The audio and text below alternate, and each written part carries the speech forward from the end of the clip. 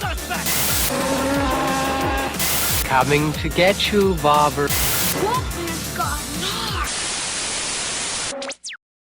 Hi guys, my name's Barry and welcome back to the channel. Today we're going to be looking at who killed who in Scream 3. Now before we begin, you're probably going to ask, well, why are you doing this video? Because there's only one killer, so the killer would have to be Roman in every single kill. Well, not necessarily guys, because originally there was supposed to be two killers. So much so that they left some of the material in the movie that there were scenes when two killers were around at the same time, or Roman was somewhere else when the killer was doing something. So there's still elements to the two killers being in the movie. Now, for those of you who don't know, the second killer was supposed to be Angelina. She was supposed to be the lover of Roman, so the two of them were supposed to be a double act. She was also a classmate of Sydney back in the day, and her name was originally Andy Crick.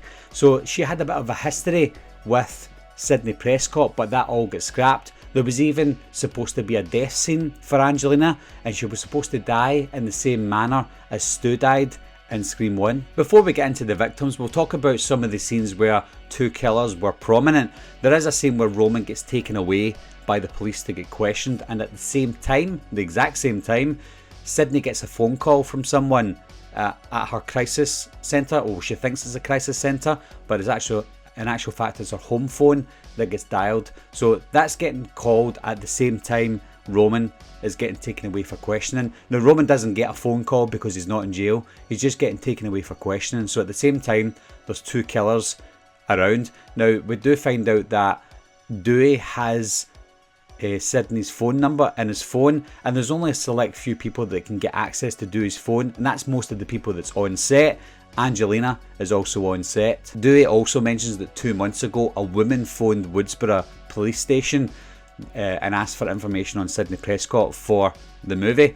They didn't give the information out, and then a month after that the police station gets ransacked, but the information's gone because Dewey took it away. Now they do say it's a woman that phones. It could also be the voice changer that does it, but we can also assume that before they get the voice changer, because this is before the killings, that it was in fact Angelina that made the phone calls. So it seems like Angelina is the one that's setting everything up. There's also a scene where Angelina's in the toilet with the phone and the mask and stuff, kind of setting her up like a foreshadowing that she's going to end up being the killer. But when she bumps into her, she says something about, "I wanted to make you proud, Sydney." So it's almost like she's foreshadowing, getting ready to say the same thing again to her when she reveals herself as being the killer. But at that scene, Angelina goes away, and then Sydney leaves, and Angelina's nowhere to be seen, and then Ghostface turns up. So we can assume that could be Angelina.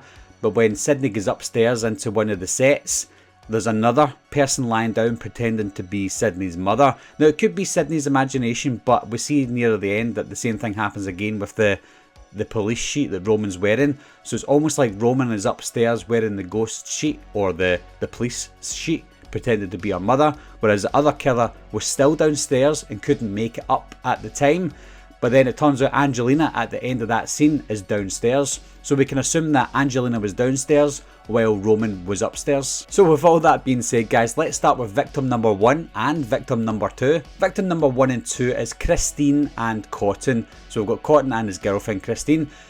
Now it is hard to determine this one because it is the start of the movie, so there's not a lot of information to go on. But the killer calls Cotton just before he kills both of them, and they ask where Sydney Prescott is. Now with what I said before with Angelina doing all the investigating to try and find out where Sydney Prescott is, at this point I'm leaning towards Angelina because of the questions that she's asking.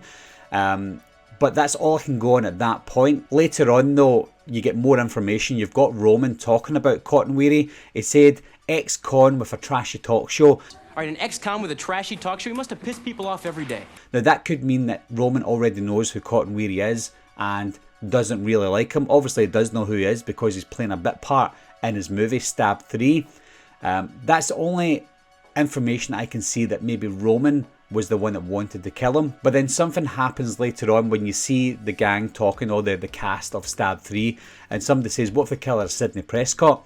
And then Angelina looks around because she's playing Sidney Prescott. She turns around and looks at them, almost like she's saying, yep, it was me that done it. She's got that guilty face already. So because of that look that Angelina gave, and because she's the one that was doing the investigating all the way through the movie, as if she was still part of the killing, I'm going to go with Angelina that killed the first 2 victims. Victim number 3 is Sarah Darling. Now, she doesn't play a big part in this movie either. She's only in this one scene, but she's there because she's meeting up with Roman to talk about lines, and then she gets a phone call from Roman.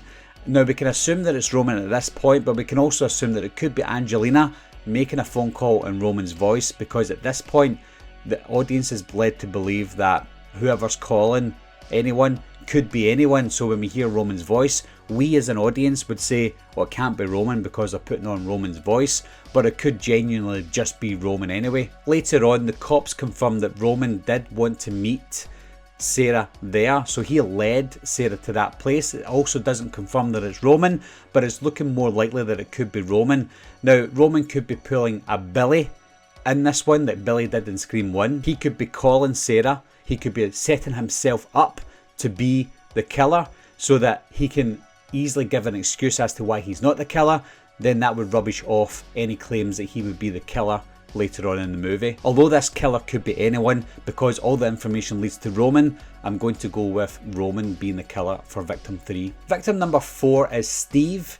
Now, we've got Angelina in this scene, and you'll see it yourself. She walks out of the house randomly, and then a couple of minutes later she randomly walks back in again. Now, the reason I mention that is because there's something I'm going to talk about later on, and we'll come back to that part. Now, after Steve's killed, we see everyone coming back into the house, and when you see Angelina come in, she comes in with Tom, so we can assume at this point she was with Tom at the moment Steve died. So because she was with Tom, or we were made to believe she was with Tom at the moment Steve died, then the killer could only be Roman. Victim number 5 is Tom. Now, I mentioned in the last victim that Angelina walks away and then comes back again. I'm going to assume the time that she's away, for whatever reason it was to set off the gas leak, so that Roman's away killing Steve, whereas Angelina's setting up the next kill to kill Tom, so she's set up that gas leak. I don't think that could be Roman that's doing that as well. It could still potentially, but let's have a little bit of fun. While Roman is away doing other things, faxing the gang, killing Steve, he's got too much on his plate at this point in time, so he then has to count on Angelina to do the gas leak so that she would kill Tom. We also see Roman, or we can assume it's Roman, is down at the car and he gets shot and disappears, and as he's disappearing at one side, we've got Angelina coming down the hill from the other side, almost like she knew where to be when the blast was happening. So for that reason, and for all the reasons I said in this one, we have to go with Angelina as the killer of Tom. Victim number 6 is Angelina, and this is where the who killed who basically ends, because obviously with the rewrites, Angelina is no longer the killer. So because Angelina got killed by the killer, we can only assume that Roman is the killer of Angelina. Now, sadly, the last 3 kills are obviously the same killer, and that's Roman, but we'll go through them anyway because let's do it officially. So victim number 7 is Tyson. Tyson's been chased by Ghostface. Angelina's already dead at this point, so we can assume